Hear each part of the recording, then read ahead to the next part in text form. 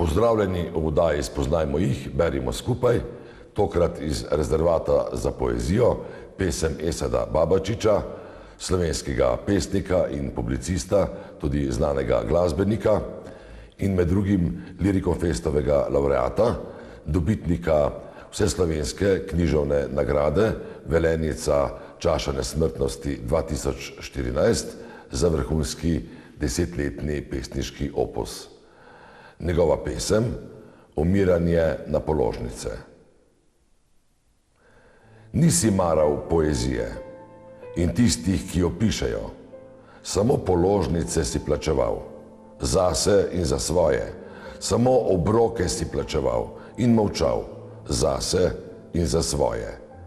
Čeprav te ni nihče ničesar vprašal, čeprav si bil vedno dolžen sebi in drugim, plačeval si in čakal, da pride dan, ko ne bo več položnic, ko ne bo več obrokov zate in za tvoje otroke. Verjel si, da je tako prav, da je edina sreča na obroke, da se splača, ker se pošteno plača, ker dolg ubija hitreje, si se tolažil in si kupoval čas, v katerem te je bilo vse manj, položnic pa vedno več.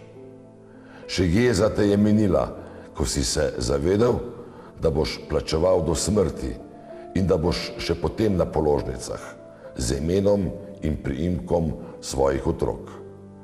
In da boš končal o neki pesmi, bedni, neplačani pesmi.